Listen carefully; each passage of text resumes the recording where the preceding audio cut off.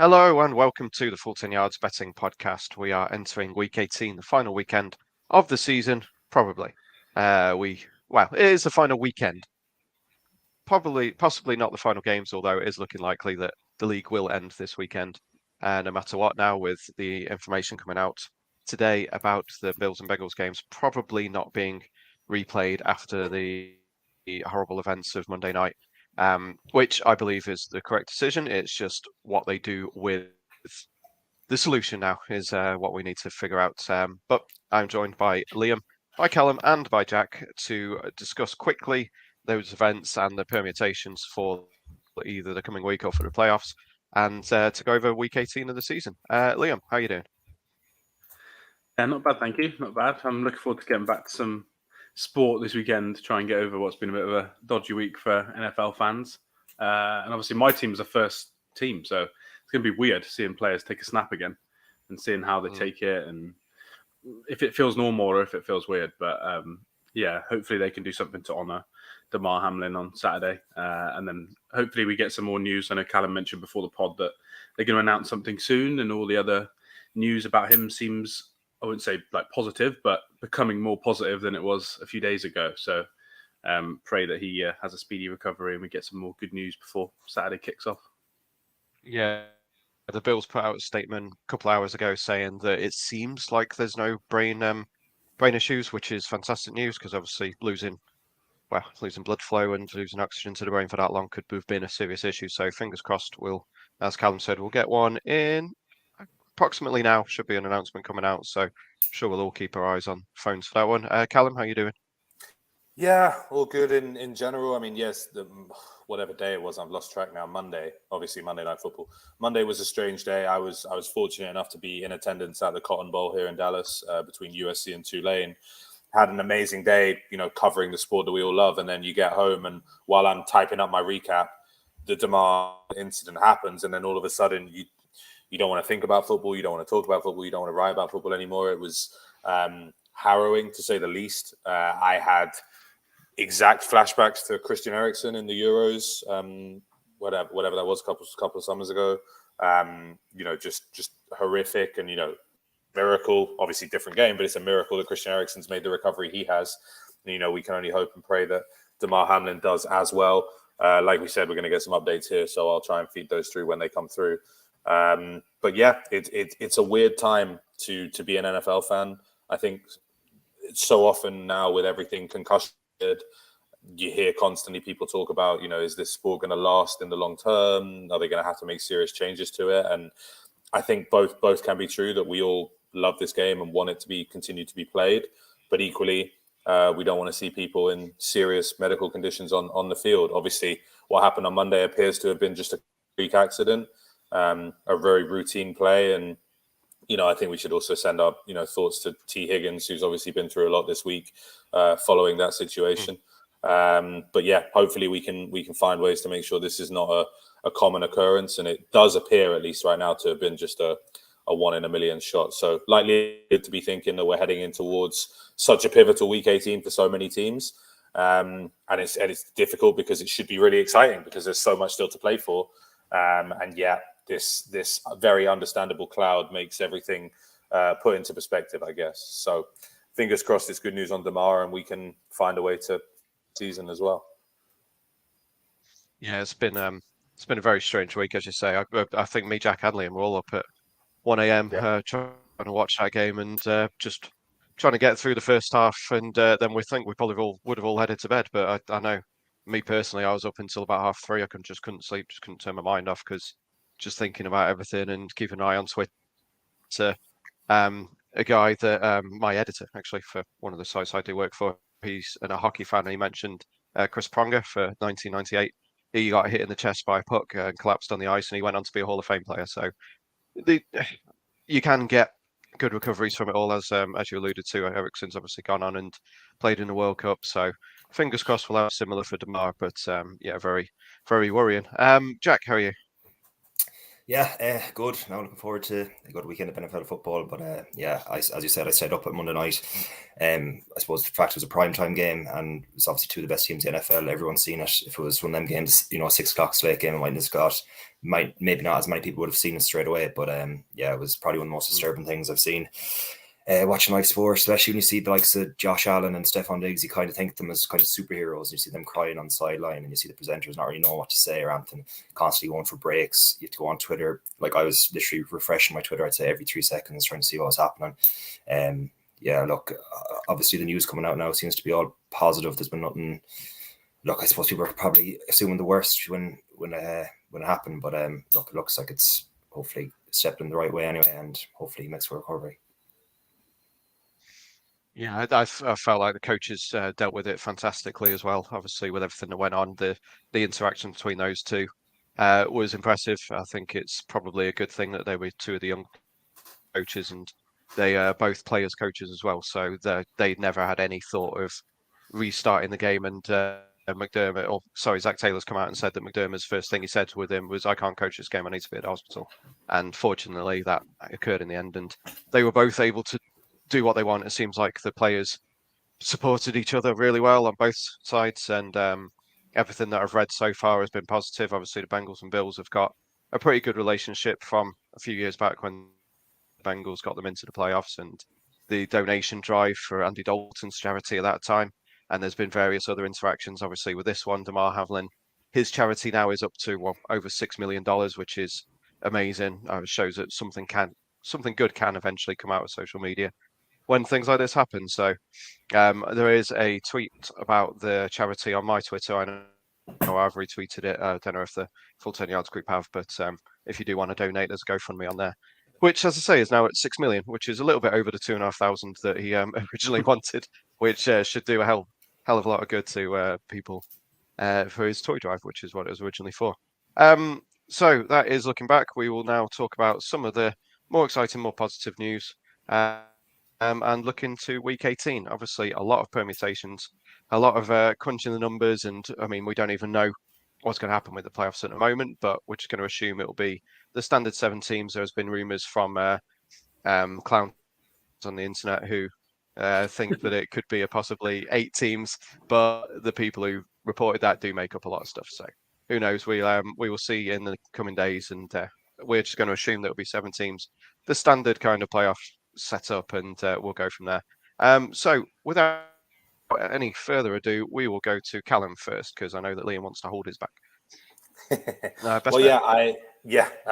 I basically love chaos, to be completely frank. Obviously, my own team has put me through chaos in the last 5 weeks in a very sad way. But really, with the way the schedule is set up, what we really need is Sunday night football to be a win and get in game. Obviously, we've kind of talked about some of these potential changes, maybe making the playoffs 8 teams on either side, which would obviously help a couple of teams sneak in. But if you're going to have the Green Bay Packers against the Detroit Lions in prime time as a win and in, let's make sure it actually win and get in game. And in order to do that, we need the Seattle Seahawks to lose. I'm sorry. So I'm going to trust my boy Baker Mayfield, who loves a bit of chaos himself. And I think Baker Mayfield, in the former #1 overall draft pick club, will be getting text messages from Jared Goff all week, hyping him up, saying, "Come on, Bake, you can do this. Detroit deserves a playoff run." As great as the Geno Smith story has been, it's not as good as the Detroit Lions story. Dan Campbell and the Lions have turned it around. And the fact that Liam just nodded when I said it's not been as good as the Lions is a victory for me for this entire season, regardless. So I want the Lions and the Packers, what happens? I just want that to be fully available as a win and get in game. So let's have the Rams beat the Seahawks. I'm not going to go money line because that's not what we do, but let's say Rams +6. At the very least, Baker will keep it close, and will, he's playing for his career at the same time. He may well go the Rams, but what he's shown in the past few weeks with the Rams is more than he showed all season with Carolina. So as a longtime Baker Mayfield fan, I'm hoping that he continues to do it, and let's set up hopefully as dramatic a Week 18 finale as we had last year in the infamous game that should have been a tie that somehow wasn't a tie. So, Rams. Yeah, no disagreements here. I actually like the Rams +6 as well. I think Baker Mayfield, he kind of thrives in these situations, as you said. He's fighting for his career. Look, he got in with the Rams. I wouldn't actually be surprised if he stays with the Rams again. Maybe backs up Stafford. Some rumors he's retired. I know he probably won't, but I wouldn't be surprised after maybe another year or two he packs it in. And Mayfield, he can't get really much of a better situation than be playing for the Rams. I really, really, really want the Rams to win as well, because I want that Lions Packers game on Sunday night to be good. Like, I know they're all divisional matchups, and I know, look, I suppose the Lions still want to beat the Packers, but they won't really care as much knowing their season's over. That being said, the Rams and Seahawks don't exactly like each other either. So, yeah, like, I probably will throw the Rams in money line, not +6. That's probably where I'll go for. Yeah, it feels like a podcast group bet here. I want the Rams to win as well. The Lions are way more fun than all the options. I know last week we could have had, I think it was the Commanders, were still in last weekend, potentially. Obviously, they're out of it now, but all the other options, minus the Lions, are terrible for the playoffs for us as non-fans of those teams. So, yeah, I want the Lions in, which means I want the Rams to win. I think in general, the Rams could win this game. I think the Seahawks defense has gotten really, really bad over the past 4 or 5 weeks. And McVay will just want to scheme things up and just have a good last week of the season. Cam Akers looks back to kind of normal self, not quite as explosive, but he looks like he's running between the tackles pretty well. So, yeah, I'm going to go Rams +6 as well. I'm not quite as brave as Jack to go on the money line. Yeah, just posted in the chat 11-5 for the Rams on the money line, and there's no argument for me. Everything the guys have said. Obviously, Baker playing for his career. It'll be interesting to see DK Metcalf versus Jalen Ramsey again. They were having fun on the field last time, so that should be a nice matchup. The Rams can win. Whether they do or not, we had a big argument in another chat group I'm in with the games being at different times and the unfair advantage for the Packers, basically, that they will know what they need to do. But it's Dan Campbell. He's not the type of coach who's ever going to let up, I don't think. So I think they'll be going full pelt against the Packers anyway. So fingers crossed it'll be at least exciting. Fingers crossed the Rams win this one, and then it can be Lions winning it. But we will see on Sunday night. And I know we're not happy with the Jags and Titans being on Saturday night instead of the Sunday night game, but it's the Jags and Titans. They've done them a favour by putting them in a primetime slot still, and there's no way they could have had that game as the closing game of the season. So I think Packers and Lions had to be. It was just a shame that they couldn't have put Rams and Seahawks kind of playing at the same time. It would have been nice for them to have both, but then it won't be prime time. That is our thoughts on that game. I think we're all on the Rams for that one. Jack, what's your best bet? I'm going for something extra boring, under 43.5 points in the Vikings and Bears. I think it's kind of like a mutual understanding in this game. The Vikings just want to win. I think they can still get the first seed, or definitely the second seed anyway if they win. So they're still playing for something. The Bears, starting Nathan Peterman, I think they basically just said, look, we're hoping that the Texans might beat the Colts and we can still get the first pick. If the Vikings go up by maybe 2 scores or 3 in the second half, they'll just run the ball. They don't want to see any injuries. They want to be fully fresh for the playoffs. Bears are playing for nothing. Their defense is actually solid enough, but a Bears offense without Justin Fields, I just can't see 43 points happening. I actually got on at 44.5 points. I know it's not that much of a difference, but once Fields got announced out, I thought it would drop down to maybe 39. So I'm still shocked it's actually at 44 or 43.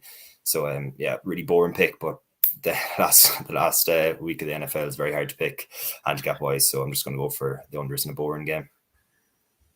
Yeah, I think that makes sense. It's Peterman, isn't it, quarterback? So I just can't see the Bears scoring more than, I don't know, unless Kirky Boy chucks a pick 6 in the air, I can't see more than 13 points for them. So yeah, I agree. I think this is going to be under. It's not going to be a pretty game to watch. This game is miserable. So if there was ever a game in which, you did want to bet the under, it's probably this one. Again, I think I've said before, I'm pretty much allergic to doing so. But this feels like a sensible decision, Jack, to be fair, based on this could very easily be 28-3 and no one would bat an eyelid, right?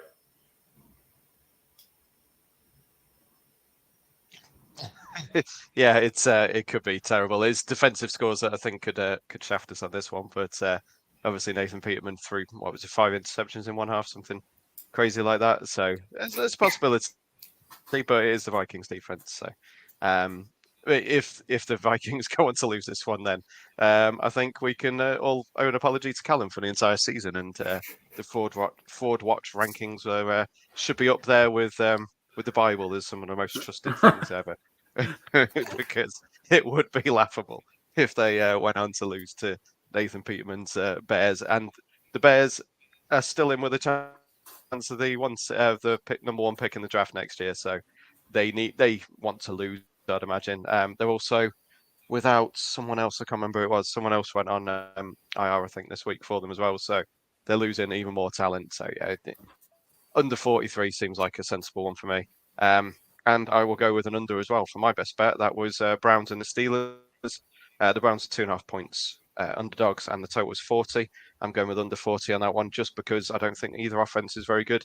They're both run heavy, and they're both based on their defense. I was just trying to check around for games recently, and obviously last week, the Browns 24-10, so 34 points, 17-10 week before, 13-3, 23-10. All of these are with Deshaun Watson and 41 points against Houston, which was the crazy defensive touchdown game. So since Deshaun Watson's come in, they've only scored 41 points as a maximum, and the Steelers are fairly similar. They are heavily defense based, obviously. 29 points, it was 16-13, I think, last week against the Ravens. They are getting things together. Kenny Pickett's looking a little bit better. He's obviously got a good connection with Freiermuth, but they are heavily based on defense. And I checked earlier, the Browns haven't won in 20 years in Pittsburgh. So as much as I think the Browns will probably cover, sorry, regular season. Yeah. Sorry, I saw the look. Yeah, they obviously won that playoff game against Big Ben, but yeah, regular season 2003 was the last time they won in Pittsburgh. So as much as I wanted to take the Browns getting the points, that's what I want to happen, obviously, because I don't want the Steelers in the playoffs. I do prefer the under 40 in this one. I was going to say, you nearly had Josh, the head of full 10 yards over there, sacking you for getting that playoff game. That's the best game of his life. Yeah, I think this is probably going to be an under. Deshaun Watson's been terrible. I think last week was his best week, but still terrible. The run game has definitely improved since the first week he was in. They were passing it far too much, whereas now they do seem to have got Chubb going again. So I think this game will be quick because they'll run Najee a lot, they'll run Chubb a lot. So I think it will go under. And hopefully I don't have to listen to a broadcast again where the commentator says, "Oh, Kenny Pickett out here looking like Mahomes," like I heard last week. So I pray that I don't hear that again. But yeah, I like the under. Yeah, no arguments here at all. It's one of them probably tight AFC North games, divisional games. I think the two best sides in the field are the Browns defense and the Steelers defense. So unders has to be the play. Yeah, Pickett's playing well. In fairness, I nearly had him wrote off after the season as being an absolute flop, even though he's a rookie. But yeah, he's getting better and better. In fairness, I think the Steelers will win the game. But I expect a low scoring game, maybe something like 17-10. And as you said, Sean's been very poor since he came back. So yeah, no arguments here. Yeah, I mean, I think considering what we saw last Sunday with the Steelers and the Ravens, it would be hard not to think that this would be similar in terms of script, game flow, and scoreline, basically. Like you said, Adam Watson's been terrible, which I think has been enjoyable for most of us. And really, it's going to take him some time. We'll see if he ever manages to rediscover his pre-controversy form, shall we say. This is probably a stay away from me. I don't like betting the under, but I think it's a sensible decision at this game. Obviously, the Steelers have a lot more to play for, but the Browns defense is, no joke, and they will be out to try and upset the apple cart. Though I do kind of fact that we've somehow, having said all year how bad the Steelers are, Tomlin's still going to escape with a winning record. I do love that, I'll be honest with you, because I really do like Mike Tomlin. I know that's sacrilege to say around non-Steelers fans, but Tomlin's a fantastic coach, and I do not think it can be understated the fact that two teams who are absolutely vicious on paper but have Hall of Fame head coaches are both still alive in the playoff race in the Patriots and the Steelers, because I don't think for 1 second you could look at those two rosters and tell me that they are playoff caliber rosters. They're not, especially on the offensive side. And yet here we are, because Belichick and Tomlin are absolute wizards. So, Yeah, it's frustrating. Every week I preview the Patriots game, and every week I'm like, how is this team winning games? I cannot take them to win this game. And then they have 37-yard pick sixes against backup quarterbacks and ridiculous stuff like that. And then around the NFL podcast, they were saying I think there's been 7 pick sixes for the Patriots this year, which is just absurd. It's stuff that can't continue, but it does this year at least. And same with the Steelers. The Steelers they're not a playoff team, but again, as you say, Mike Tomlin may well come out with a 9-8 record and maintain that ridiculous run. And yeah, fair play to him. I don't like him, but fair play to him. I can't argue with results, and gotta give credit where it's due. He obviously knows what he's doing, and he gets to the best out of his players. Just before we go on to Liam's pick, there was the update. Rappaport is reporting from Dr. Timothy Pritz of UC Health. He's made substantial improvement. It appears his neurological condition and function is intact. We are very proud to report that. Blah blah blah. This marks a really good turning point in the ongoing care. So fingers crossed. That sounds all very positive at the moment, and we'll hopefully continue to hear good reports on Damar Hamlin. And hopefully we're right. Just one more thing on that I just thought was kind of incredible that there'd just been a update, which was Damar Hamlin's progress has included him getting to the point where he was alert enough to ask the doctors via written word who won the game, which I just think is insane. And apparently the doctors said, you, Damar, you won the game of life, which is nice. Somewhat beautiful, but also just incredible that he that was his first thought. Yeah, that's pretty amazing. And yeah, I would imagine that people will show him coverage of it all when he's healthy enough to it, and it's going to be overwhelming for the young guy. It's going to be pretty crazy. But yeah, fingers crossed. Everything sounds very positive for him, and we'll all be good. And if the doctor did say that, then fair play. That's a hell of a response to come up with off the top of your head. But yeah, he definitely has. If this all turns out all right in the end. Okay, sorry. Back to our stuff. Liam. Yeah, I'm going to go for, it was between this and another game, I'm going to go for Jags -6 against the Titans. Obviously, this is a must-win game. If they win the game, they win the division. They can actually lose the game and still get in the playoffs via the wild card, but when you can win in against Josh Dobbs at quarterback, I don't think you want to be leaving chance to Sunday. So, yeah, this is Saturday Night Football. Everyone's going to be watching. Trevor Lawrence has had one of the best 5-week stretches of any quarterback not named Patrick Mahomes this season. And I just think they're going to hammer them, to be honest. I think my worry is that Vrabel and the defense, he rested all the starters last week. So I think the defense is going to be very good. They're going to be into it. But I just think when you've got that quarterback that you're going to be playing and you're going to put Malik on the bench, I just think personally they're not going to score enough points. And I think Trevor Lawrence and Travis Etienne, who looked amazing last weekend, will be able to get it done. So yeah, I'm going to go Jags. I probably wouldn't touch the total, but yeah, Jags -6 is my best bet. Yeah, getting a bit worried. I'm agreeing with everyone's bets here. It's probably the first time this year that I have done that. I don't like backing against Vrabel as an underdog, but like Dobbs is, I'd say of all the 32 quarterbacks, actually no, Peterman's worse this weekend, but bar him, he's probably the worst quarterback starting. Well, yeah, there and thereabouts. As I said, look. I don't know. Apparently he can run, so I don't know. But yeah, look, 6 it's not even a touchdown. I can't see how the Titans are going to win this game. That being said, it's probably one of them games now where I've wrote them off and somehow managed to win by a last-minute field goal or something. But I think everyone kind of wants to see the Jags in the playoffs compared to the Titans. I think the Titans were the number 1 seed last year, probably one of the worst number 1 seeds as far as I've started watching NFL anyway. So we might see something different. Yeah, look, no arguments here. Everyone wants to see Trevor Lawrence as opposed to I think Tannehill's actually not even able to play next weekend, even if they get through. Yeah, I think he's done for the year. So look, everyone wants to see Lawrence in it. I think the Jags should win. Look, on paper, they're a double-digit better team than the Titans, especially with the way better quarterback. So yeah, no arguments here. Titans -6, I think, is a good bet. Hard to disagree. Jags are clearly, for my money right now, the better team. I think a lot of that comes down to health and momentum. But really, in this game, with everything on the line, you have to kind of think that Trevor Lawrence and Etienne are going to be able to continue to put it together.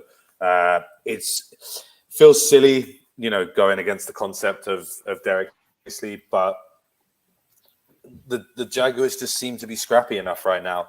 And, I think something that is being overlooked, understandably, but Doug Peterson's done an incredible job this year.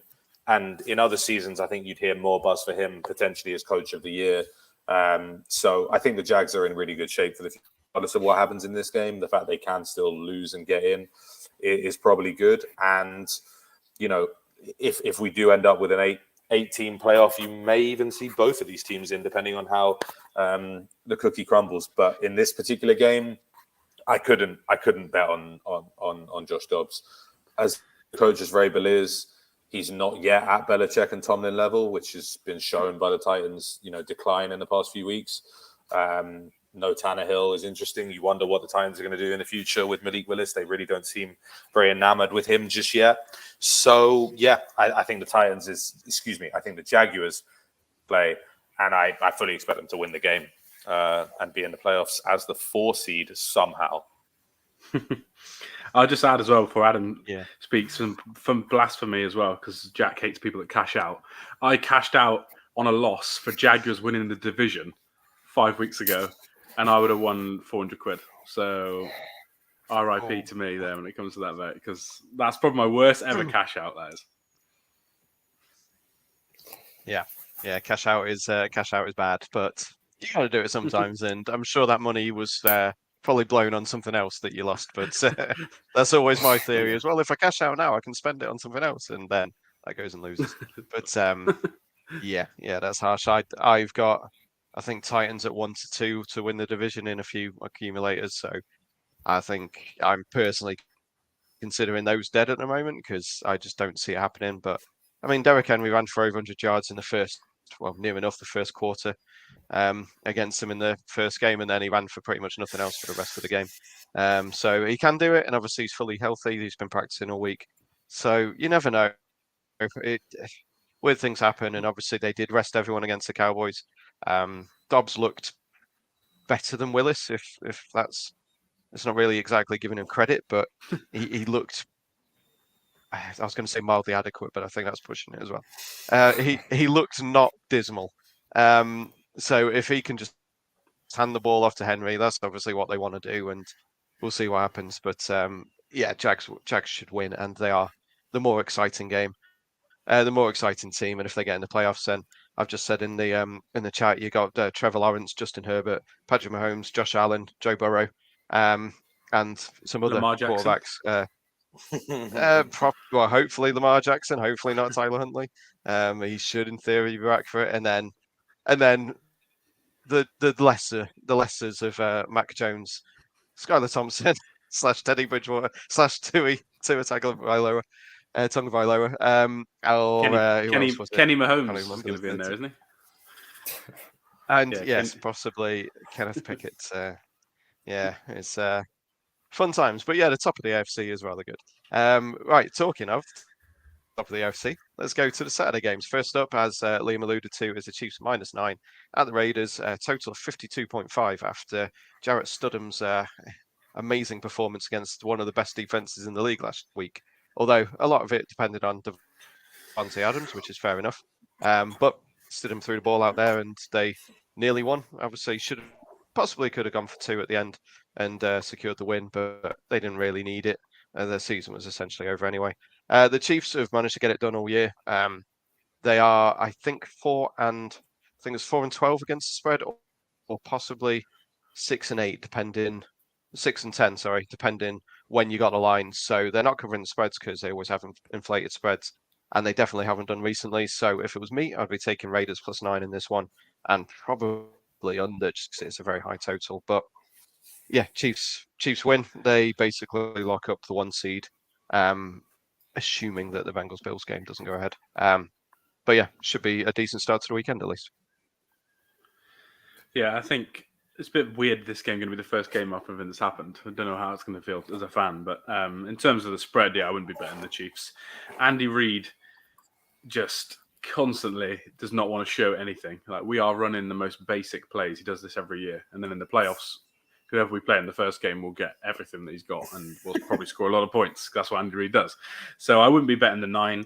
I probably wouldn't bet 52.5 as well, because the Raiders' second half, they just don't seem to score hardly any points. I know last week was a bit different, but they still, just second half of games, they're one of the worst teams in the NFL. So I'll probably stay away from that. But the first half total, I think, is 27.5 on places. And I think I relatively like that, because Chiefs often score touchdowns more than anyone on their first 2 drives. And the Raiders always play well in the first half. So I'll maybe go first half over, but I'm not touching the spread. I'm just going to watch this as a fan. Probably get annoyed about some stupid special teams errors that the Chiefs make. Get annoyed about some second down runs from Andy Reid. And then see if we end up winning the 1 seed. But there's rumours it could be an AFC neutral site as one of the options. So that would be interesting, because that could be in a dome. So you could end up seeing some of the best quarterbacks in the world in a dome in an AFC title game, which never happens. It's normally in cold weather. So that could be fun. But we'll see what happens on Saturday. Look, this is a strict stay away from me. I expect the Chiefs should win this game handy enough. The handicap at 9 is just a bit too much for me. I could see the Chiefs going ahead by maybe 20 points in second half. Raiders starting to claw it back. Maybe the last quarter the Chiefs could be winning by so much that they end up just taking out maybe Mahomes or whatever for the last 2 or 3 drives. Look, it's always nice to watch Mahomes on a primetime game. There's no complaints here, but this should be one-sided, so I'll be staying away from it. Yeah, not one I'm hugely interested in for many of the reasons that Jack's just kind of mentioned there. One thing I do think will be interesting is if we get clarity on what the state of the playoffs is going to be before this game kicks off, which I think we'll have to. I think they will have to make an announcement probably in the next 24 hours. Now that we seem to have positive Damar Hamlin, the NFL is going to have to decide what they're going to do. I assume we'll get confirmation today in America that the Bills-Bengals game is not going to be played. And therefore, it will be very interesting to see, because obviously if that game is not played and the Bills are not awarded a win, which clearly they can't be, then the Chiefs may be able to get the lead by winning this game, in which case I would probably lean towards the Chiefs -9, correct? It's if they do the 8 playoff thing and the game doesn't matter. Exactly. So that could change things. I would maybe see... in my head, from all of the explanations and thoughts we've had so far, the 8 playoff with the top 2 getting buys kind of feels like the most likely situation, right? Wait, that wouldn't work, would it? Top 2 getting buys? Or no one would get a buy? Yeah, they've said they're not sure what they're going to do. It might be no one gets a buy. So then, see, that's the thing. If the buy doesn't matter or the buy exist, then you probably take Raiders +9, right? Because then the Chiefs have nothing to play for. If the 1 and 2 seed is the difference between playing against Miami or Ravens, Tennessee, or no, but they'll be 6, right? The Ravens will be 6. So if you're choosing between playing the Dolphins, the Steelers, the Patriots, the Jags, or the Titans as a 7 or 8 seed, I just don't see that the Chiefs are that fussed about whichever of those they get, right? So then I think it's one of those things where we have to do this podcast on a Thursday just for sanity's sake. But these lines may be completely different in 24 hours, like completely different what the playoff picture is. So yeah, I'd probably stay away. But I definitely think the Chiefs win this game regardless, as well as Jared Stidham played last week. Derek Carr, your time is up. But I just think the Chiefs are the better team. I think ideally for the league, the Chiefs need to win this one. If they lose, then it adds a lot more complication to anything potentially. Because if the Bengals had beaten the Bills and then gone to beat the Ravens, they would have been the 1 seed if the Chiefs lose, and et cetera, et cetera. There's a lot more complications, but as Callum said, we'll find out hopefully in a matter of hours, and at least there'll be some kind of formality to it, and we can figure it all out from there and get into Sunday without any kind of thoughts about it all. Next up is we obviously mentioned Jags and Titans. Next up, I've got on a slate. I don't even know if the game's actually been confirmed as a 6 o'clock kickoff yet, but Ravens +7 at the Bengals. Total is 41.5. All the bookies have it as a 6 o'clock. But if you go on the individual team sites, I know yesterday I know yesterday I had it as TBD, but 6 o'clock I think was the presumed kickoff for it. So we'll go with that, and you guys are saying it is, so we'll stick with that. So I think it's probably Tyler Huntley again. Lamar Jackson didn't train again on at the start of the week, so probably Tyler Huntley which is why it's +7 to the Ravens. The Bengals actually do defend Lamar Jackson all right nowadays. They built their team to do that, so they can cope with it. It's going to be very, as Liam said, for first game of the weekend, it's going to be weird watching that, and it's going to be very tough, I'd imagine, for the Bengals players to go out at full speed, especially T. I wouldn't be surprised if they get him the ball early just to give him some contact. Fortunately, he hasn't taken too much on Twitter, apart from one idiot, Bart Star, not Bart Star, Bart Scott, something like that. Some douche who was saying it was his fault, which is bullshit, frankly. Fortunately, the Damar Hamlin's family came out immediately and said we don't put any blame on him. It was a football play. But yeah, sorry, rambling a little bit again there, but it is going to be tough for the Bengals to go out. I would imagine they're obviously at the same stadium. That happened just a few days ago, and it's going to be an emotional game, I would imagine. But they are. I was going to say they're well coached. Obviously, there's issues over Zach Taylor's coaching, but as a person and as a players coach, I think the team love him. So they definitely respect him. They have full trust in everything he wants to do, and if he's telling them to do what he wants them to do, then great. And it's going to sound a bit silly now, but the Bengals look great for that first 10 minutes. They were marching down the field again for possibly another score. Joe Burrow looked locked in, as he did against the Patriots in previous weeks, and the defense hasn't allowed a first quarter touchdown, I think it said, for 9 games. So they are obviously strong on both sides of the ball, and they should have more than enough to beat a stuttering Ravens team. The only issue is obviously the mental issues from last week and how much they go at it, and it's a divisional game, so they're normally quite tight. But I mean, the Bengals should cover the 7. I wouldn't be taking it, but that would be my lean on this one. Yeah, I think the first quarter they're -2 as well, and I looked at that because the Ravens don't start games very well at all. So probably bet the first quarter if you think that they're going to be mentally okay. Obviously, the first quarter is probably the one that's most likely to be a bit weird for the players.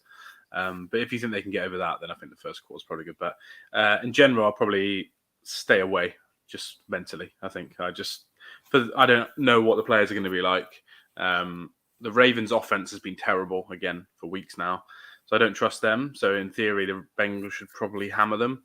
But when you've had a week like they've had, I just don't know how it's going to affect them mentally. Obviously, they can still win the 1 seed. They can still win the 2 seed, 3 seed. So there's quite a lot riding on the game for them. So I think they're going to win the game, but I'm probably just going to stay away. And for once, I'll probably hope the Bengals win because also I feel so bad what happened to them on Monday night. Yeah, as he said, I think I'll be staying away from this one as well. Like, it's just such a weird week. Like, you can't even put into words what the players have been going through the last couple of days. Look, it's an AFC North game. I always would lean towards the plus, because they're always so tight, and they're such low scoring games. But yeah, look, it'll probably be an emotional game, especially at the start, and there'll probably be a lot of emotions on both sides of the field. So look, I'll probably just stay away from it. But if I had to back something, it'd probably be the Ravens +7, but I expect the Bengals to still win the game. But yeah, I probably won't be putting a single bet on this game. Yeah, I'd probably lean Ravens 7 just because the AFC North games always seem to be close. I know the Bengals have got the talent to blow teams out, and they have done previously, but I just get the vibe of AFC North always appears to be, a field goal game, and it's usually kicked by Justin Tucker, with all due respect. So let's see. I do think the Bengals will win the game, but I don't see this being a blowout one way or another. Obviously, Tyler Huntley, it looks like he's going to be him again with Lamar Jackson still injured. That changes a lot for the Ravens, to be frank.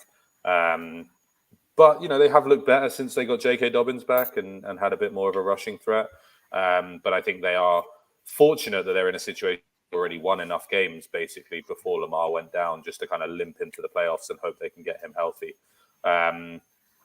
Not one that I particularly want to watch, but I guess you will be seeing it based on, the updates on Damar Hamlin and just the state of the people in that stadium, basically. So, again, cheering for the Bengals, respect for what they've been through, but I think the Ravens will keep it close.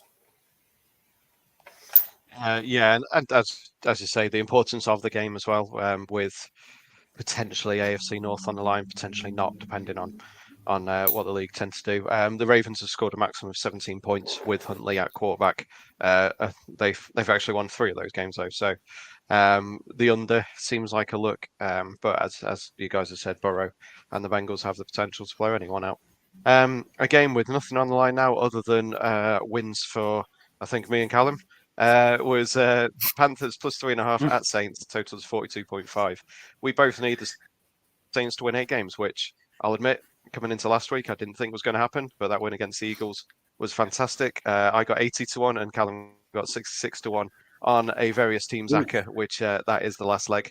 So we are fingers crossed for the Saints this week, and they looked really good last week. They've obviously got Lattimore back on defense, which looked like it helped incredibly. The Panthers got it was a heartbreaker for them. They were up by about 20 points at one point and then conceded a ton of points in the fourth quarter. Again, quoting the Around the NFL podcast, Tom Brady has thrown more touchdowns in the fourth quarter than the other 3 quarters combined, which is absurd against. And he did that. He threw quite a few of them against the Panthers last week. So, the Panthers have had their heartbreaker. They're coming into this one knowing that there's nothing on the line. The Saints seem to be playing hard still, and obviously Dennis Allen's playing for his job. So I hope the Saints will win, and I've got nothing on the total. Yeah, I don't know. I'll probably lean Panthers, to be honest, plus 3.5, and then Saints can have a field goal to win you your bet. I just can't predict either of these two teams. So as long as the Saints win by 1 point or more for you guys, then I'll be happy. But if I was you, I'd probably be betting some on the Panthers to try and hedge that. Fair point. But, fair point, actually. Yeah, because I don't know how much money you've got on that, but if it's 80-1 and you got a tenner on it, 800 quid, you could easily hedge that for 200 quid profit at least. Don't cash out. Yeah, don't cash out, just hedge. That's Jack's rules. Never cash out. If I could have cashed out, I would have done months ago. In terms of the game, I'd probably lean under on the total, but I'd probably stay away and just hope you guys win your bet. But hedge. That'd be my advice, but that's just to you two or anyone else listening who's got the same bet. Look, we need such big games this weekend. This is obviously one that I'd say might get 5 seconds on red zone, if it even does. Means something to either team, really. Could have meant something to me. I think I had a treble, the Jags, Vikings, and Saints all to win the division. Saints don't deserve to win the division. Look, they've been terrible. But I thought with the Panthers winning last weekend, up until the last maybe 3 or 4 or 5 minutes, whatever it was, that at least it'll be an interesting last week for these teams. But look, I suppose it means nothing to either of them. The Panthers seem to be an awful lot better since they sacked Matt Rule. Like, they look competitive. He seems to have lost the dressing room throughout the year. And since he got the sack, they look a lot better. And Sam Darnold's been decent as well. So, look, it's probably a stay away, but I wouldn't be against backing the Panthers plus 3.5. It's probably a 50-50 game. So, look, I'd probably lean towards the Panthers, but it's probably a no play for me here. Yeah, I mean, obviously, I'm Team Saints all the way here for obvious reasons. It would be a nice way to finish a season that has been wholly unpredictable and miserable as a result. I'm just going to say, that's probably the sensible thing, but you have to have disposable income in order to be able to hedge, and that's not necessarily something that is a situation for me right now. So I appreciate obviously what the hedge would do. We'll see. I'm sure we'll find a way to figure that out if something happens between now and then. I'll go Saints minus 3.5, more out of hope than expectation, and hope that Sam Darnold against a Saints defense that just held, admittedly a Gardner Minshew led, but an Eagles offense to 10 points. Hopefully the Saints will be able to do the same against the Panthers. Yeah, fingers crossed for us. 5-6 Panthers plus 3 on Sky Bet at the moment. I only had a 5 on it, so it's still 400 quid. So I could cash out, chuck on 100 on Panthers plus 3.5, and hope for a middle. And fingers crossed win both of them. I think I probably will do that on Liam's advice. That does make a lot of sense to us. Another one with not a whole lot on the line is Texans plus 2.5 at the Colts. Total is just 38 points there. The Texans need to not win to secure the 1 seed, and the Colts, I don't think they really care about anything. As I said earlier, they've got Sam Ellinger at quarterback for them after Nick Foles was injured last week. I don't think it really matters. I won't spend any time on this game. I would lean to the Colts minus 2.5 just because Texans don't want to win. Yeah, I don't know. Under 38 probably would be my lean, but I'm probably going to stay away. The Colts actually probably want to lose this as well because you don't want the Texans to have the number 1 pick. If the Colts lose this, Texans could be number 1. If the Colts lose this, Texans could be number 2 and the Colts could be the 3rd pick or 4th pick. So, whereas if they win, they could be like the 6th pick and Texans could be the 1. So, yeah, both teams want to lose. Jeff Saturday's pretty good at losing games, but I'll probably just lean on the under here and probably not watch any of this game. Even if it's on Red Zone, I'll look away. So we're going for a 0-0 tie then. Yeah, basically, just loads of kneel downs. Yeah, no arguments here. Look, it's the same as the last game. 2 teams playing for nothing. As I said, I think the Texans would probably rather lose the game, and so would the Colts. The most entertaining thing the Colts have done the last couple of weeks, bar blowing like it was a 33-0 lead, was Jeff Saturday and Thibodeau's beef they had today. Thibodeau saying he didn't know who Saturday was is pretty funny considering he won a Super Bowl and his, I think, 6 Pro Bowls or something. But, Hall of Fame as well.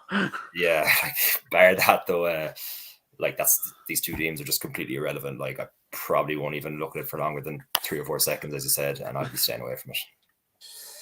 Yeah, I'd lean Colts just because they're the better team, and the Texans are clearly all in on making sure they get the number 1 overall pick. But not something, you might throw it in a couple acres here or there and just kind of hope it is successful in the background, but certainly not one that I would be betting anything significant on as a single because these 2 teams are miserable. I think Jeff Saturday is very fair to kind of get offended by Kayvon Thibodeau saying that because, let's be realistic. There's no need for that. But, I'll go with the Colts, but it's not a game that anyone's interested in. No, not at all. The early Sky game this week over in the UK is Patriots at the Bills. It's Patriots +7, 42.5 is the total there. Much like the Bengals game, we don't really know how the Bills players are going to take to the field, how well they're going to do with it. I would assume they'll be fine, and I would assume they'll want to win for DeMar Hamlin. So I think they're probably going to go out and do all they can to win and knock the Patriots out of the playoffs. The Bills have owned the Patriots in recent years, so I think they probably will do. But again, there's just a lot of variables in this one. The Patriots need to win. I think we kind of briefly discussed it before. Are the Patriots winning in, guys? Yeah, if they win, they're in. So plenty of motivation for the Patriots, even though they don't deserve it at all. So for me, I want the Bills to win because the Patriots are not a fun team to watch and will let one of the other teams to fill out the bottom of the playoffs. I think the Bills will win, but as I say, lots of variables, so it's a firm stay away from me. Yeah, it's probably a stay away from me. I did debate Patriots +7 just because of the situation, and the Patriots have seemed to be the team that do that. And yeah, I just think it's going to be them or the Steelers that somehow scrape the playoffs. But Bills should absolutely hammer them, but I just don't know how their heads are going to be. Obviously, Josh Allen looked really affected, and a lot of the game will ride on him. If he plays terribly, they just won't win. And no one would begrudge him. If he had a terrible game, everyone would just say, well, of course he had a terrible game. He saw like the worst thing he's probably ever seen in his life like 6 days ago. So, I'll probably stay away. I am not 100% sure this game would even happen, to be honest. I do wonder if they announced that it was a no contest and then they just know the Chiefs have to beat the Raiders. I do wonder if the Bills players would just be like, why don't we just have the bye this week and just mentally get over it and we refuse to play and they take a forfeit. But we'll see. But yeah, overall, I'm just going to stay away from this game betting wise. And if it happens, I'll just hope that the Bills win. Look, it's a big game for the Dolphins as well. They need the Bills to do them a favour. Any other weekend, look, I'll be back in the Bills 27 against the Patriots. I know they bet the Dolphins last weekend, but like the Dolphins are probably the better team for most of the game with Teddy Bridgewater. And once you do that pick six, I suppose it was kind of an uphill battle from there. But the Pats aren't a good team. They're not a good team at all. As a Dolphins fan, I have a feeling that the Patriots are going to lose the game, and then the Dolphins are also going to lose to just really rub it in. But look, as I said, just because it's a different kind of weekend, I probably won't touch the +7, but I do think the Bills will win the game. But then again, I probably won't back them until I know what the crack is with the Saturday night game, because nobody knows what the Bills are even going to be playing for until the Chiefs beat the Raiders. And we understand like what the NFL say regarding what the number one seed is going to be like, or whether it's going to be 8 teams or whatever. So it's probably going to be a stay away from me until Sunday, whenever they clear it up. Yeah, I mean, I'm taking the Bills no matter what, just out of blind hope, if not for anything else. But yeah, I think depending on the situation, see the Bills rest some players if they know they're already settled and in, and then there's not going to be a buy to pay for regardless. I just think this Patriots team is one of the most charmed teams I've ever seen. You're talking about the number of pick sixes. Fair enough. They have a great defense and good special teams, and they play well. But they are, and the worst thing about it is really they're a freak, effectively own goal away from actually having one more win because of that crazy Raiders play a couple weeks ago. And then they should already be in the playoffs. Yeah, which is insane because they're so bad. They're not good. Their offense is terrible. Mac Jones, Pro Bowler last year, was a disgrace. He won the Pro Bowl with that run. Disgusting. Yeah, and that gritty. I mean, I can't stand the Patriots for very obvious reasons. But they just are baffling that they are still where they are in this race. It up, as you can probably tell. And I just want them to lose. Do it for DeMar, Buffalo, please. And yeah, you could tell me the line was 14 and I'd still take the Bills, to be frank, just because I refuse to support the Patriots in any way in this situation. I think with the news coming out about Hamlin asking if they won immediately, then that's surely got to be motivation for the Bills playing and destroying the Patriots this week. So fingers crossed that will happen, and we won't, at least, I mean, I was going to say at least we won't see the Patriots in playoffs, but if all of them lose, then who knows? There's a chance we could see Bills Patriots 2 weeks in a row, by the way. Yeah. Yeah. And I would like that. So, yeah. Yeah. So there you go. The Bills will have the bye week that week instead, so it'll be all right. Next up is Jets -1 at the Dolphins. 38.5 is the total there. Yeah, tough one, this one. Obviously, Jets have fallen off a cliff with recent QB changes showing all their desperation, and they know they've got a very good defense, and they know they haven't got a QB, so they've been struggling on that side of the ball. I assume it's Mike White this week. It doesn't really matter that much. We know for the Dolphins, it's probably going to be Skylar Thompson because Teddy apparently can't throw a ball at the moment with his finger injury. So that side of the ball isn't exactly fun to watch either. Skylar would, I mean, I'll let you guys talk about Skylar Thompson a bit more. I don't know enough about him. I know that he played earlier in the season and from the stat sheet didn't look terrible. But yeah, I think under 38.5 would be the lean on this one just because the Jets offense is terrible and the Dolphins offense is obviously hampered with its QB play for this week as well. So despite the fact that the Dolphins need to win, I know that Jack is very pessimistic over that one. I think it's going to be a boring game really. So under 38 would be my bet. Jack is definitely the more realistic or pessimistic Dolphins fan on the pod, for sure. He's been burnt a few times.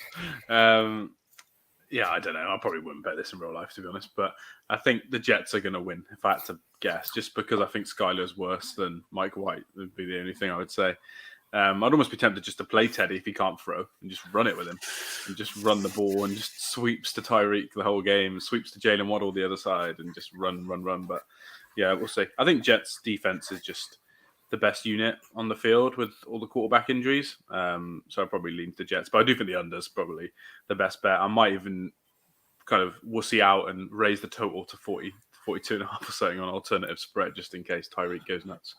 But as a Chiefs fan, I don't fancy seeing Tyreek in the playoffs, so I probably would cheer on the Jets. Sorry, guys. Yeah, look, as a pessimistic Dolphin fan or as a realistic one, I don't know. I just have a feeling I'm just going to lose this game. I think if Bridgewater plays, Dolphins have a chance, but I think what defines Skylar Thompson is the fourth quarter. I think it was like a fourth, and it's like a 4th and 15 or something. And instead of just chucking the ball down the field, there's like maybe 3 minutes left. He threw it short, and I think Mostert ran out of bounds for like 4 yards. I just turned off the TV. I was like, I can't actually watch this anymore. Yeah, look, the Dolphins have just caused so much like stress or whatever all season. It's just meant to be that they don't win this game, don't make the playoffs. Even if they do win this game, they could end up getting absolutely hockeyed with Thompson or whatever, maybe against the Chiefs or against the Bills. That being said, if they do win this game and Tua plays, when you've seen how he played against the Bills 2 or 3 weeks ago, I'd give them a fighting chance. So, look, if I was to back Anthony, it'd probably be the unders. I'm going to stay away because I'm pessimistic, and I'd usually be the type to back against the Dolphins as opposed to backing them. But yeah, look, the only play I'd be doing in this is the unders, and if Bridgewater is playing, I will be slightly more confident, but still not confident at all. I'll let Callum take all the confidence from the Dolphins out of me, and he can crack on. I don't want to say what I was going to say now that Liam's tried to bully me out of being positive. No, you got to be positive. I don't think I've been unrealistic about the Dolphins at all this year. I've definitely been more optimistic than Jack, but I don't think I've been optimistic. You never heard me once say that we were a Super Bowl contender. You never heard me once say that we should win the division. I got excited at 3-0. Absolutely, I got excited at 8-3, and I've been let down by the Dolphins, as Jack said. You know, I've been quote unquote a Dolphins fan for basically 15 years now, and we've been to the playoffs once. We know what this is like. This basically exactly happened last year, except in reverse, where we started terribly, went on a really good run, and then bottled it at the end. This year, we started really well, bottled it at the end, and we'll see if we actually get in or not. Dolphins to win, obviously. I'm not going to do anything else. Like, Dolphins money line for sure. I have to believe in them. I disagree with Liam. Unit on the field is the Jets defense. I actually think it might be the Dolphins defense overall, to be completely frank. And if we stay away from Sauce Gardner and run the ball, which is surely all Mike McDaniel's been trying to do this weekend, why not? Why not win the game with the run? How good was it? Everyone talks about the 49ers run game.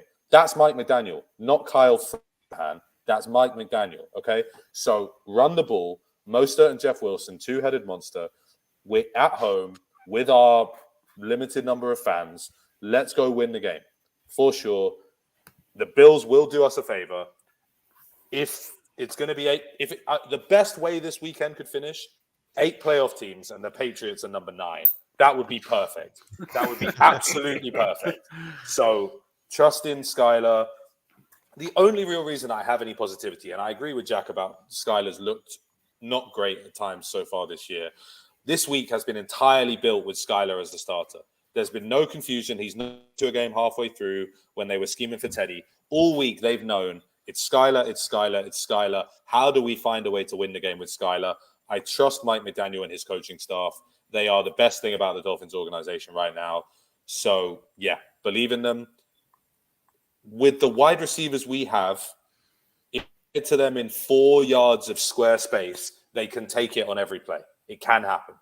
So as much as, we're joking about, Liam saying he doesn't want to see Tyreek in the playoffs, I would love to see the Chiefs in the playoffs. I would love to see that revenge game. Even if we get killed, we're in the playoffs playing against the Chiefs, which is more than I could say for the last 15 years as a fan. So win this game. Who cares what happens after that? Once you're in the dance, anything can happen. And if there's a player out there who's likely to go back to where he came from and stick it to them, it is Tyreek Hill. So let's see. But yeah, beat the Jets. We can beat the Jets. I feel like a Dolphins fan after that empowered speech. Yeah, I'm speechless. I don't know didn't know how to go on from that one. So I was just going to give it a few moments of silence. But yeah, it's go on Dolphins. Yeah, I mean, I'd much rather see the Dolphins than the Patriots and the Steelers for obvious reasons. So yeah, I'm a Dolphins fan this weekend. And they're a lot more fun to watch than the other two teams. So I'd definitely pick that side of it. So fingers crossed we will see a Dolphins win and Patriots loss, and we'll all get what we want. And if there is 8 teams, let's hope the Titans win and then the Jags get in as the 8th seed, and the Patriots and the Steelers are looking in. Okay, next up, a game that's not quite as important. Bucks +4 at Falcons, total of 40.5. Obviously, the Bucks locked up the NFC South and the 4 seed, and they may well go in with a losing record. I think they're 8-8. So they could well go into the playoffs with a losing record, and a lot if they lose here, which they won't really care about because they're in the playoffs. So all they need to do is get through now. They have been saying that they will play the starters in this game. I'm not sure how true that is.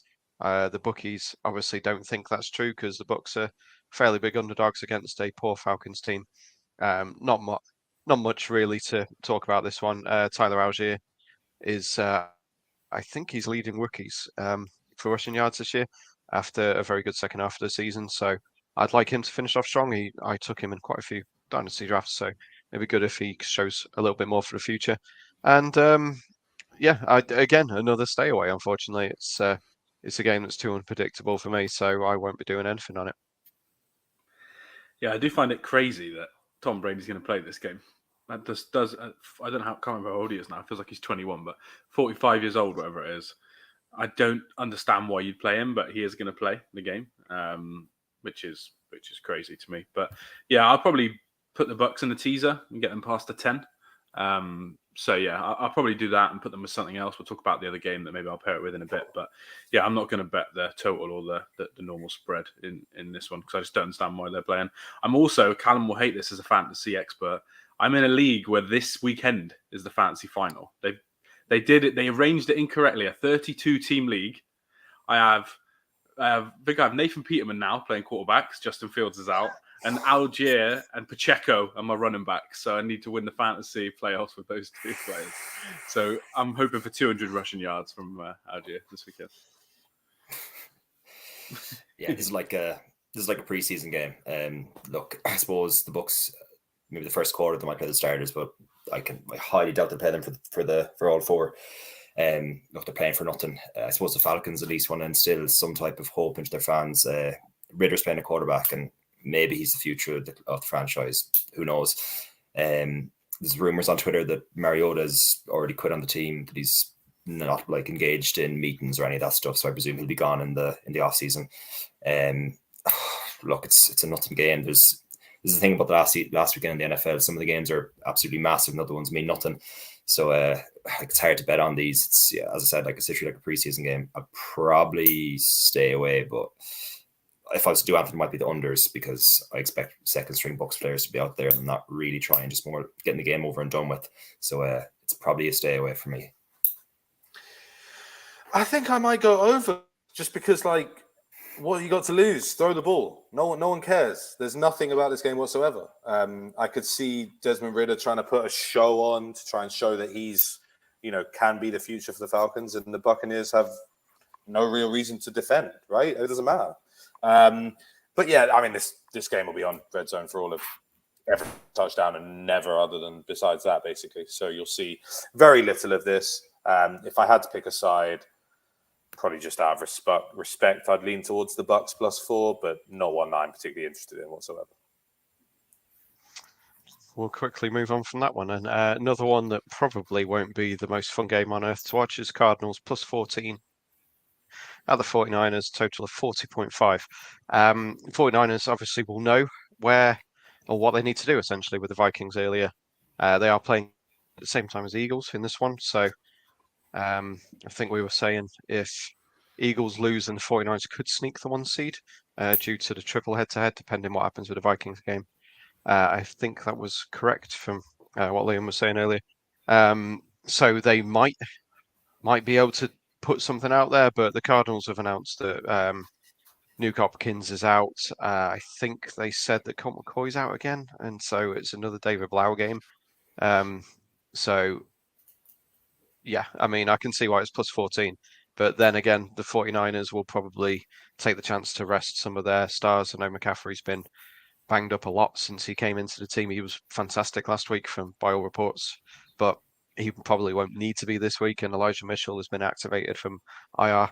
So he's, I don't know if he'll be back for this one, but he'll at least be able to get some practice in this week. All of this basically to say I'd take Cardinals +14 if I was having to bet on this game. I don't think the 49ers need to blow them away. They could just win 10-0 and then Cardinals cover the spread. And I guess under 40 is where I'm going, actually. Under 40.5 is probably the more sensible bet, but probably not going to be a thriller. The 1 week that me and Adam both picked the Cardinals, and Kyler's out. In a pointless game. Yeah. I'm probably I'm probably going to do some ridiculous teasers this week. So I'm probably going to have these guys at 21. I think on Sky you can tease them to 24.5. So I might do that for a laugh as well. But yeah, in terms of the total, that's probably the best bet under. I have no idea what the 49ers are going to do. Obviously, they're playing the same time as the Eagles, which is why they've done this. And if at halftime the Eagles are winning by 3 scores, then the 49ers aren't going to play their starters in the second half. They're one of the most injured teams every year. So I just don't see... If they play their starters into the fourth in a game that doesn't mean anything at that point, and they get more injuries, then it's just more for them. So I think they're probably going to rest people. So yeah, I think the under's probably the best bet, and we'll see what happens at quarterback for the Cardinals. See if David Blau runs all over the 49ers defense. Yeah, this game is probably not. I'm not going to touch the spread or the total, but it's probably one of them games that you might have looked at in play 365 to anytime touchdown scores, and I presume McCaffrey won't play this game. You might get the backup 49ers running back. I think it's something Mason. I think he scored a touchdown last week. You might get him in play. You might get like 6 or 7 to 1 on him. You wouldn't know, or maybe 11 to 2 roughly. So that'd be probably something I might get into. I don't even know if the 49ers will even want to win this game. Like, if you get the second seed or the third seed, would you rather play against Aaron Rodgers or would you rather play against Daniel Jones? I know who I'd rather play against anyway, so it's hard to know.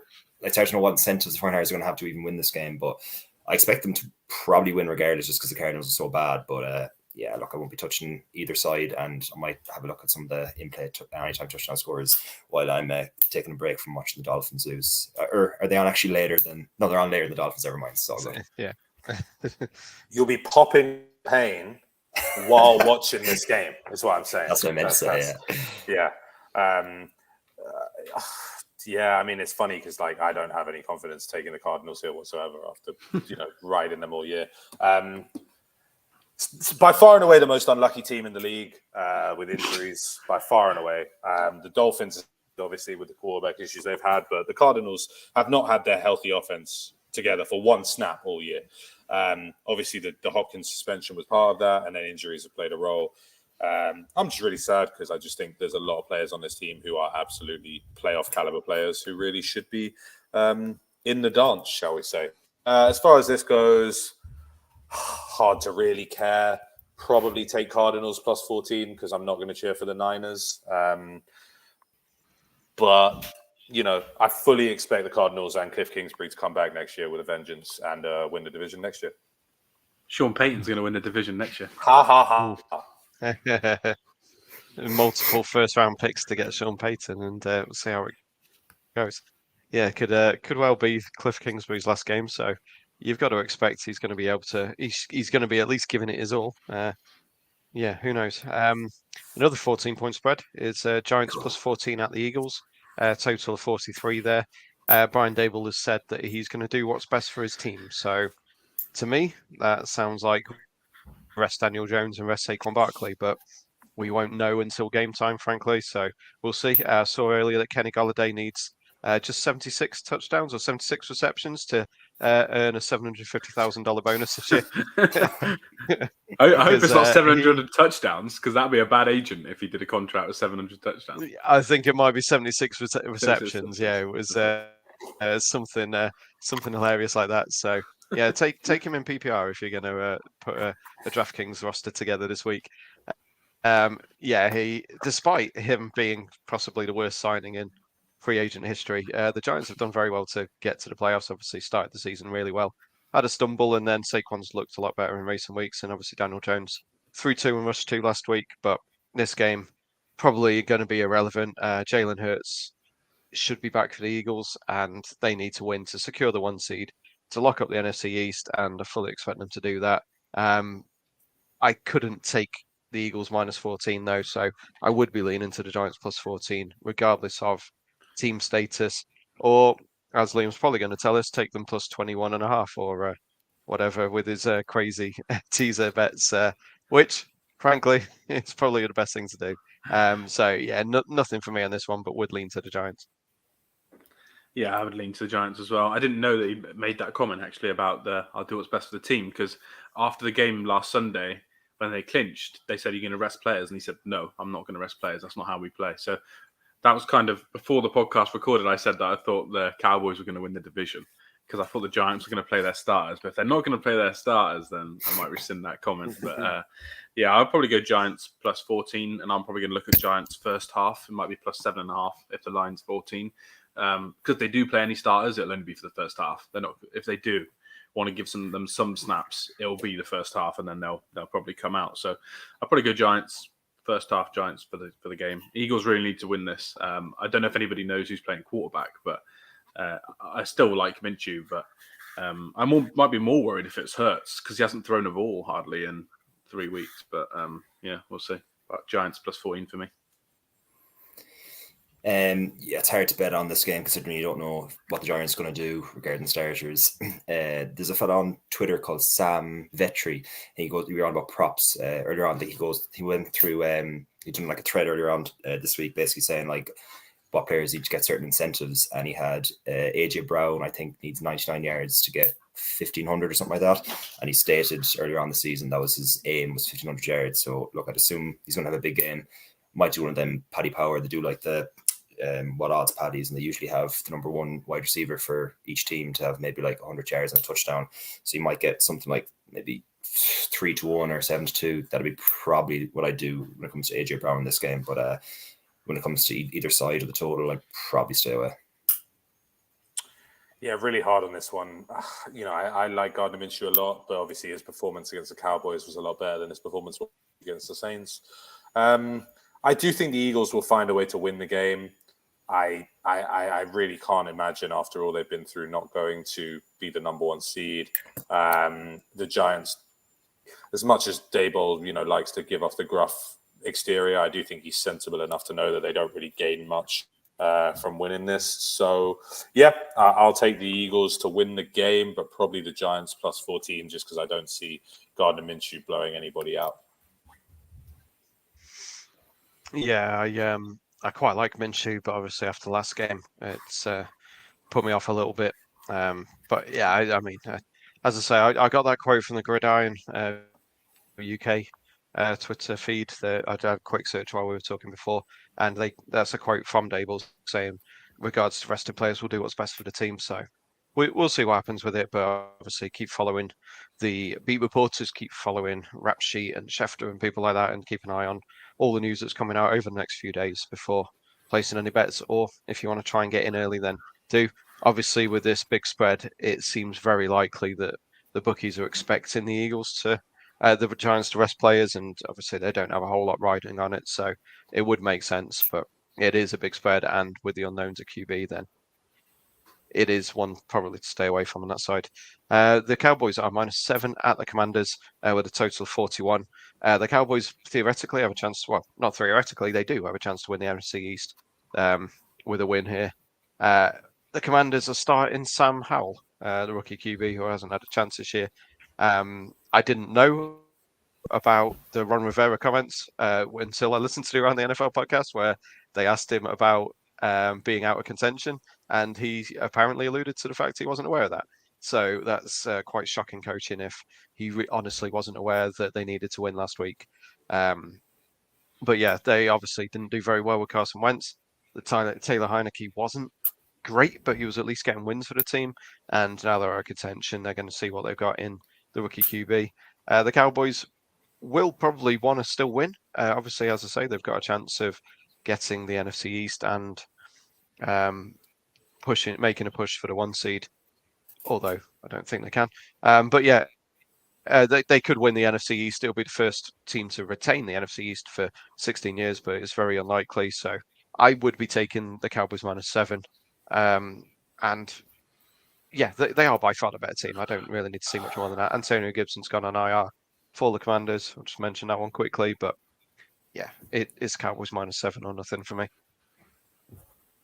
Yeah, same. I nearly had them as my best bet. I just think there's just a chance that the second half doesn't mean anything, and then they might sit people in the fourth, and it could end up being they're up by 17, and all of a sudden they only win by 3 or something like that. So, but yeah, they are the best bet. They're the better team. The offense has been amazing for the last 5 or 6 weeks. Dak gets a lot of criticism. I don't know why, but he seems to get a lot. And he's playing really, really well. So yeah, I think Cowboys are the bet. I'd probably go over, but on the total, but I think some of that might be that Sam Howell might throw a pick six to Diggs. But yeah, we'll see. I think Cowboys are going to win this game, and they're going to try. They can still win the 1 seed, but they do need the 49ers to lose to David Blau. So unlikely, but yeah, we'll see. But yeah, Cowboys -7 is the best bet for me in this one. Cowboys -7. Exact same with me. Can't back Anthony Commanders with Sam Howell. Like, know nothing about him. To be honest, I expect the Commanders to be in the quarterback market in the off season. I wouldn't be surprised if they maybe try and get someone like Derek Carr or some quarterback, because I think Winston Heineke is basically done. You're not going to win anything with either of them a quarterback. Look, Sam Howell, he could be whatever, a formidable quarterback, but I just think the Cowboys are raring to go. Look, as you said, they can still play for the division, and the Commanders players are probably absolutely fried after. Look, I suppose they had such a big chance of getting into the playoffs, and there's a game left, and they haven't even got a mathematical chance of even getting in now. So I say they've kind of opted out. And as Adam said earlier on, when you see Ron Rivera, I actually thought he was being sarcastic, and then the comments under were saying, no, he actually genuinely didn't know. I suppose we don't know if that for sure, but it looks like he actually didn't know. It'd be very easy for the players to just be like, look, we're on holidays, and in 3 days' time, we really couldn't care less how this game goes. So I would lean towards the Cowboys -7 years old. Yeah, no way I'm going to take anyone other than the Cowboys in this game. The Commanders are just bad, and that entire quarterback room is a joke, really. No disrespect to Taylor Heineke, who's the best of a bad bunch, but not for me. Cowboys easily, and yeah, they will be trying to put as much pressure as possible on the Eagles, and I feel like if the Cowboys could build an early lead, they might be trying to come out of the gates really quickly and try and get ahead, try and have word filter through to Philadelphia that they are winning and that the Cowboys, are not going to let them just take the division without a fight. So, yeah, I think Mike McCarthy, I'd be trying to come out absolutely swinging immediately. And yeah, I find it hard to go with anything other than Cowboys -7. I guess there's a bit of correlation for the Eagles then, so maybe kind of keep an eye in play, and depending on both the games, you can probably bet accordingly. If Cowboys are winning, then bet on the Eagles in play. If the Eagles are winning, bet on the Cowboys in play, and just kind of correlate it from that, I guess. And they'll obviously know what's going on. Well, I say obviously with the Rivera stuff last week, maybe the coaches don't know. But I would imagine the coaches of the Eagles and the Cowboys will know what's going on in the opposite games. Chargers, sorry, Liam, Callum. There's break-in from Rob Mardy, who is the AP lead NFL writer, who says the NFL will not resume the Bills-Bengals game. 2 people familiar with the decision told me. So that game's not being played, and that changes a lot. Yeah. Have they said it's just no contest then, or is it going to be a tie? No context of that, just said it won't be played. Yeah, that's no real surprise, I guess. I think that's the right decision for the players, isn't it, mentally? I know these 2 teams could actually play again, but with a no contest, unless the Bills lose, I think, and the Bengals win, the game would be in Buffalo, so they won't have to go to the same stadium and have the same feelings. So I think not playing it is probably best for the players for those 2 teams. I think the players will not care as well with the severity of what happened. I think they'll just be happy just to move on, essentially, and just pray for Hamlin, who, as we've said, seems to be on the right path. Chargers +2.5 at Broncos with a 40-point total. The Chargers can move up their seeding, which will give them a game against the Jaguars instead of probably the Bengals, which would be good for them. It'd be bad for the league. I think most people want to see Herbert versus Burrow, but Herbert versus Lawrence, not that bad either. So I'd imagine they're going to come out and try and win this one, and only being 2.5-point underdogs. Yeah, they're 2.5-point underdogs against the Broncos. That's I assumed they were 2.5-point favorites after. But yeah, checking that and seeing it was 2.5-point underdogs, I'd have to take the Chargers +2.5. The Broncos obviously have shown a tiny bit of life recently, but they're not very good. And the Chargers should win, I believe. So they are the 5th seed at the moment. That's why. So basically, they've got a better conference record than the Ravens. So they are the 5th seed. So they won't want to drop to the 6th seed and play the Bengals, Bills, or Chiefs, depending on what happens this weekend. So, and they've also put the Bengals Ravens game. For some reason, they put it at 1 p.m. So that's the reason for the spread. Staley basically said, if the Bengals win, we're the 5 seed, so I won't play any of my starters. So again, I think it's going to be one of them that it depends. You can correlate your bets. If you think the Bengals are going to win, then you should probably bet Broncos, Bengals together, because then the Chargers are going to rest all their players. So for me, I think the game is just to stay away because you have no idea who's going to play. I'll probably do some ridiculous teaser as the theme of the show, and it'll be Broncos probably +6 maybe. But yeah, I'll probably stay away from these because you have no idea who's going to play. The Chargers have been one of the most injured teams all year, so if they can rest their players, they're going to do it. So yeah, I'll stay away from this one.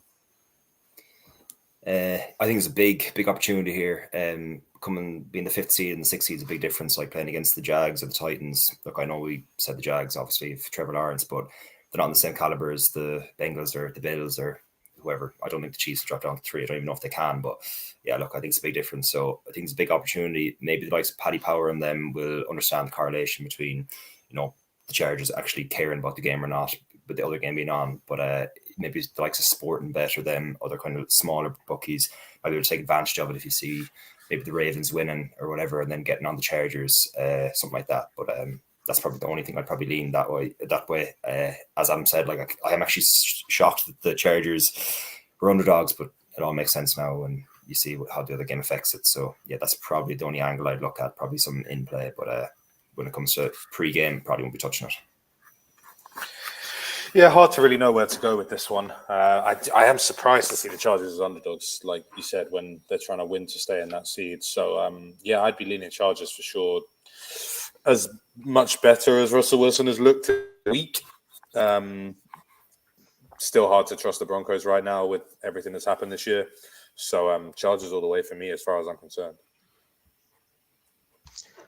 I think that's all we need to say on that one. And then closing out the NFL season for 2022/23, Lions plus 4.5 at the Packers, total of 49. Packers winning in. The Lions need to rely on the Seahawks losing, as we obviously want to happen. And that will make this game a hell of a lot more exciting. I think all of us want to see the Lions in the playoffs. Obviously, I have vested interest with my dislike of Mr. Rodgers at quarterback for the Packers. I would very much like the Lions to be in. They are a very fun team to watch. So they are definitely the way I'm leaning. Even if they find they are out of the running, Dan Campbell's the type of coach that I think will go, no, we're going to want to stop our divisional rivals getting in. We want to stop the Packers getting in. We want to finish the season with a winning record. Are they 8-8 as well? Yeah, they're 8-8. So for the Lions to go have a winning record, it must be the first time in 5 or 6 years that we would have achieved that. And for Dan Campbell, that'd be huge. For the team, it'd be huge. They're a very young team. And if they can take a little bit of momentum into the off season where they've got quite a lot of picks up high and they've got a lot of cash to spend, they can push on to next year. The Packers obviously have found something. Strangely enough, like who would have thought that giving it to AJ Dillon would be a good idea? Like obviously the weather's got colder and they've decided to lean on the run game, and Dillon scored 5 and 4 games or something ridiculous. Turns out that's a sensible thing to do. Aaron Rodgers obviously has played better. He's finding his receivers more. Christian Watson's emergence has been big for them. He only had 1 reception last week, playing injured, but they didn't need to do it against the fraudulent Vikings team, which we all knew about. It's a really tough one betting wise. I don't think I would do anything on this one. I want to lean to the Lions getting the points.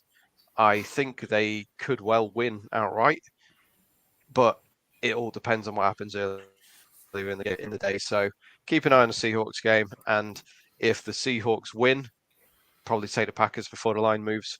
If the Seahawks lose, probably take the Lions before the line moves, because I'd imagine it'll move towards them. So that's it for me on that one. Is keep an eye on the news and move as quick as you can to get bets on. Obviously, if it seems like it's over by half time, then keep an eye on the spread and see whether it moves. Yeah, the spread's tricky on here because my heart is going to say Lions plus 4.5 because I want the Lions to win. I want the Lions to win the Super Bowl for sure. Jameson Williams was like my favorite player from that draft class. Obviously, he's back now playing. Jamal Williams, everyone loves Jamal Williams. I've kind of always liked Jared Goff, I think, more than the average fan. But and Dan Campbell's a knee biter, so we all want him in the playoffs. So yeah, I'm probably going to stay away just because I want Lions to get in. I do think it's going to fly over 49 though. The Lions scored loads of points. Rodgers is playing well, unfortunately for Adam, who's the Rodgers hater. And the run game's better now. The defense is better, but still can't defend the run. So we know the Lions can run the ball. The Lions defense is good up front, but terrible in the secondary. So there'll probably be some big plays for Christian Watson. I don't know if Randall Cobb's going to play, people like that. But yeah, there'll be some big plays out there. So yeah, I'll probably go over. And then the only other thing I wanted to mention was going back to similar to what Jack said earlier about incentives. Khalif Raymond, who plays for the Lions, he needs like 50 yards to win 250 grand extra in his contract, and his line is normally 38, or it was last week 38 and a half. So I'm probably going to bet his over, and I'm going to bet his longest reception because he only catches bombs. He does not catch anything under like 20 yards. So that would just one little extra thing I do, because I think if the Lions can't make the playoffs, they will just throw to him, because why not? We want to make our friend 250 grand. It's good for the locker room. So they'll probably do that. And just going back to what you said about Dan Gamble, I almost think if the Seahawks win, the Lions will be more aggressive and more likely to win, because I just think he'll just go for it on fourth down because he wants to beat the Packers. So, yeah, it's going to be a fun game regardless, but hopefully it means a true winning in is what we all want. Yeah, and it's going to be weird. All the public are going to be up for Baker Mayfield earlier on, beating the Seahawks, but even a lot of people that hate him. I personally don't mind him, but I'll definitely be supporting him earlier on the day. There's another. I don't know if you can actually. Well, you probably can bet on this anytime, but it's probably not as good as the Khalif Raymond bet you just said.